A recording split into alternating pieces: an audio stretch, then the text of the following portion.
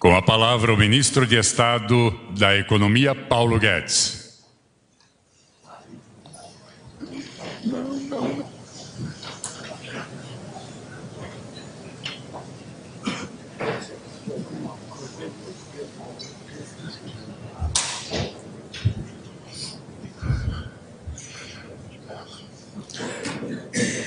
Presidente, autoridades, bom dia a todos. Passaram atrasado.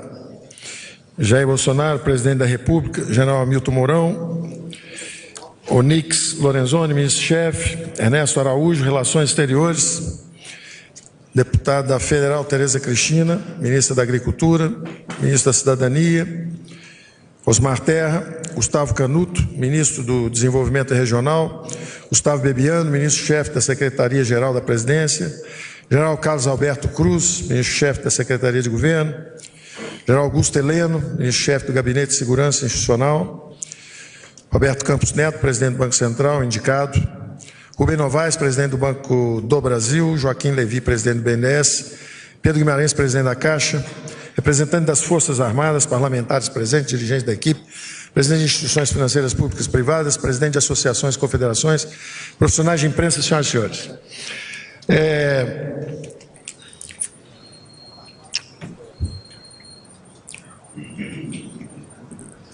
As instituições financeiras são como um lubrificante do crescimento econômico. O crescimento econômico depende de crédito. E nós estamos conversando aqui sobre a posse de três presidentes de três instituições extraordinariamente importantes na história brasileira: Banco do Brasil, BNDES, Caixa Econômica Federal. A noção mais importante que nós temos que guardar a respeito do desempenho dessas funções, elas são normalmente conhecidas pelo que fazem na ponta dos empréstimos. Então, a Caixa Econômica é a casa própria, os empréstimos para a casa própria, a população, moradia. Quando a gente pensa no Banco do Brasil, pensa no crédito para a agricultura, pensa nos empréstimos em geral, para manter a economia girando. Quando pensamos no BNDES, pensamos em capital de longo prazo, infraestrutura. Foi uma criação também do grande esforço de criação de infraestrutura do Brasil, lá atrás. Agora, tem um problema que é o outro lado dessa equação, que é o que acontece. O dirigismo econômico, eu tenho dito, corrompeu a política brasileira e travou o crescimento da economia brasileira. E o mercado brasileiro de crédito está também estatizado e também sofreu intervenções que foram extremamente danosas para o país. Quando o BNDES recebe aumento de capital para fazer projetos econômicos estranhos do ponto de vista de retorno sobre capital, estranhos do ponto de vista político, estranhos do ponto de vista de quem é o beneficiário do lado de lá, estranhos do ponto de vista de, aí uma tese estritamente econômica, de ajudar os mais fortes, dando capital de longo prazo justamente para as empresas campeãs nacionais. Nós, economistas liberais, não gostamos disso, achamos que isso distorce a economia, a rentabilidade do capital, distorce a alocação de investimento, derruba a taxa de crescimento, transfere renda perversamente e assim por diante. Da mesma forma, quando falamos do que já aconteceu lá atrás, o Banco do Brasil também já capotou antes, já recebeu aumento de capital e mantém também o mercado de crédito segmentado. E, finalmente, a Caixa Econômica Federal também, que foi vítima de saques, fraudes e assaltos aos recursos públicos. Como vai ficar óbvio, muito à frente, logo à frente, à medida que, como diz o presidente, essas caixas pretas forem examinadas. Então, nós saudamos a posse dos nossos presidentes à frente dessas instituições como um olhar novo. E a explicação mais simples que eu posso dar é exatamente a seguinte: quando você divide o mercado de crédito em dois, esse mercado estatal e o mercado livre, o que acontece é que o dinheiro é barato para quem se beneficia do lado de cá. Em princípio, não tem nada errado se quem está se beneficiando é o povo simples e pobre. É o subsídio para casa própria de quem tem baixa renda. Isso é aceitável, é desejável e tem que ser orçado no Tesouro e aprovado pelo Congresso. Quanto é que nós vamos dar em subsídio para a população de baixa renda e pobre? Não tem problema nenhum nisso. Você não pode usar a desculpa de que existem instituições para fazer transferência de rendas corretas para as classes mais pobres, para concentrar o poder ali, e aí você desvirtua o funcionamento dessas instituições. Então, se você achar dinheiro, recurso público, está sendo passado exatamente de uma forma regressiva, transferindo renda regressivamente, transferindo renda em falcatrua, ou para aliança política, ou para ajudar amigos dos reis, quer dizer, empresários que são amigos, que chegam mais perto do poder econômico em Brasília, compram influência parlamentar, está errado. E esses presidentes vão assumir sabendo disso, que essa é a tarefa deles, é fazer a coisa funcionar direito, fazer a coisa funcionar da forma certa. Então, o que existe hoje é um dinheiro barato, que está sendo desvirtuado aqui, e um dinheiro muito caro do outro lado. Não só porque o governo reduziu o pool de recursos à disposição da economia, porque quando ele pega uma parte importante daquilo e bloqueia, através justamente da estatização do crédito, quando esse crédito é estatizado, sobra menos para o resto do Brasil. E aí os juros são absurdos.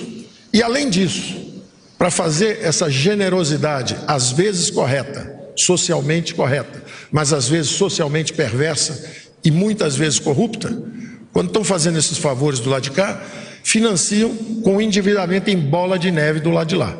Então um juro vai para a lua, que é o juro que o povo brasileiro, 200 milhões, experimenta, e o outro juro é baratinho.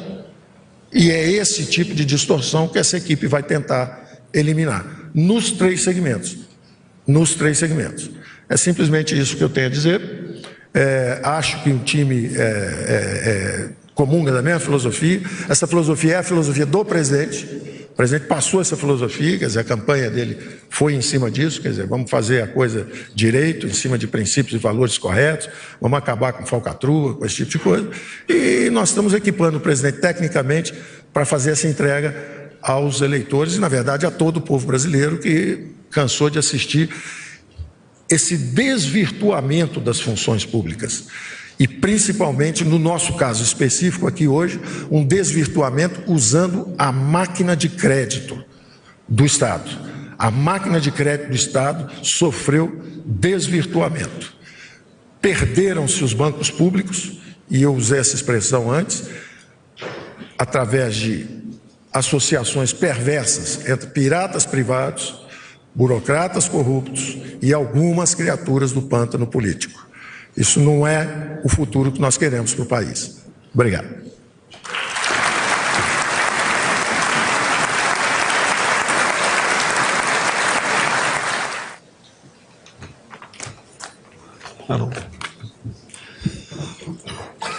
Senhor vice-presidente, senhores ministros, autoridades civis e militares,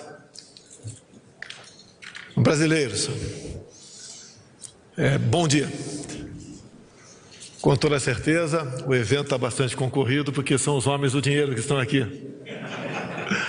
Só que dessa vez é o dinheiro do bem. Eu quero primeiro agradecer ao senhor Paulo Guedes, que acreditou em mim.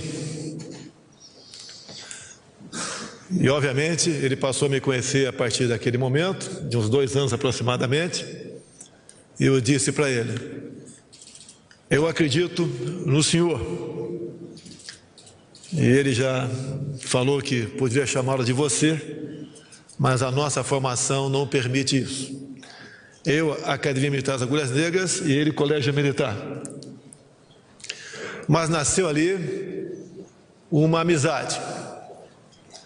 O desconhecimento meu ou dos senhores em muitas áreas e a aceitação disso é um sinal de humildade. Tenho certeza, sem qualquer demérito, que eu conheço um pouco mais de política que o Paulo Guedes.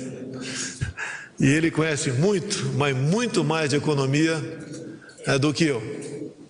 Então, partindo desse princípio, do respeito acima de tudo, começamos a namorar no bom sentido.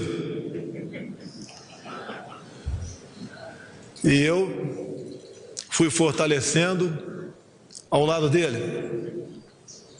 Algo que parecia que não ia acontecer, pela tradição da política brasileira, na verdade, ela se concretizou. E o que é muito importante, e nunca houve em governo nenhum no Brasil, o senhor Paulo Guedes, assim como os outros senhores ministros, tiveram a liberdade de escolher todo o seu primeiro escalão, sem qualquer interferência política.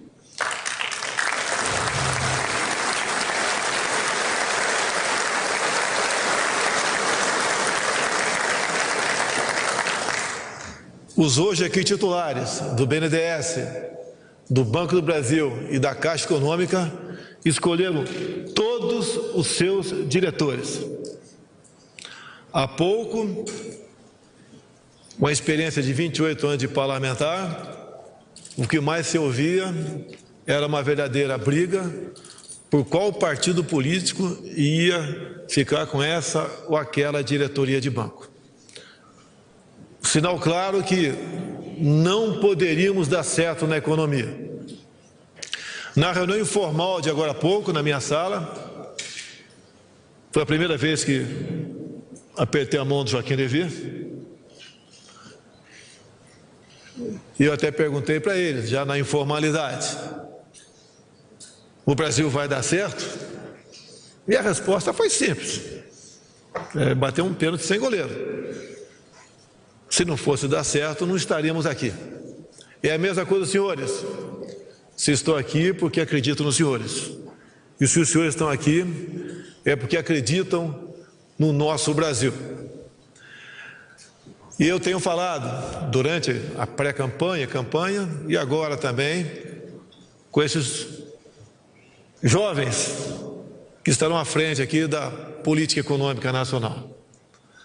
Transparência acima de tudo. Todos os nossos atos terão que ser abertos ao público. E o que ocorreu no passado também. Não podemos admitir, em qualquer uma dessas instituições, qualquer cláusula de confidencialidade pretérita. Aqueles que foram a essas instituições, por serem amigos do rei, buscar privilégios, ninguém vai persegui-los. Mas estes atos, essas ações, esses contratos tornar-se-ão públicos. Então, baseado nisso, é que eu também, porque ninguém sozinho consegue fazer nada, temos que ter equipe ao seu lado, é que eu acredito nessa equipe composta por senhor Paulo Guedes para conduzir o destino, não apenas econômico, que é a razão dele estar aqui, mas os destinos do nosso Brasil. Se a economia for bem, teremos mais empregos, o índice de violência diminuirá, a satisfação se fará presente junto ao nosso povo e nós começaremos a viver dias melhores para o nosso Brasil. Nós não podemos errar. Se nós errarmos, os senhores bem sabem quem poderá voltar. E as pessoas de bem, que foi a maioria que acreditou naquilo que nós pregamos ao longo dos últimos anos, não poderá se decepcionar conosco. E eu tenho certeza, com essa equipe econômica aqui, com a equipe de ministros na minha frente, os militares das Forças Armadas, que passam sim a ter o seu valor reconhecido no Brasil. Com essa grande equipe, nós poderemos colocar o Brasil em local de destaque que ele merece. E para concluir, parece que é simples, mas não é. Conversei também com as autoridades aqui da área econômica. Nós vamos democratizar as verbas publicitárias. Nenhum órgão de imprensa terá direito a mais ou menos naquilo que nós, de maneira bastante racional, viremos a gastar com a nossa imprensa, que nós queremos sim, cada vez mais, vocês sejam mais fortes e isentos. E não sejam, como alguns infelizmente ou foram há pouco tempo ainda, parciais. A imprensa livre é a garantia da nossa democracia. Vamos acreditar em vocês, mas essas verbas publicitárias não serão mais privilegiadas para a empresa A, B ou C. E vamos buscar, junto ao Parlamento brasileiro, a questão da BV. Isso tem que deixar de existir. Aprendi há pouco o que é isso e fiquei surpreso e até mesmo assustado. Vamos eliminar essas questões para que a imprensa possa cada vez mais fazer um bom trabalho no Brasil. A questão também de ONGs. Parece que não tem importância, mas tem sim. Os recursos, os que forem liberados para ONGs, sofrerão, como é a esperança de todos, um rígido controle, para que nós possamos, então, fazer com que o recurso público seja bem utilizado. Meus senhores, minhas senhoras, meu prezado Paulo Guedes, meu amigo, se posso chamá-lo dessa maneira, mais velho, Zum Zaravalho, eu quero agradecer a vocês por ter aceito esse convite para buscar uma saída para a crise econômica que nós temos e fazer com que a população acredite no trabalho de vocês, porque só assim nós poderemos realmente sermos felizes no futuro. Então, a todos aqui presentes, em especial a equipe econômica, meu muito obrigado e até uma nova oportunidade, se Deus quiser.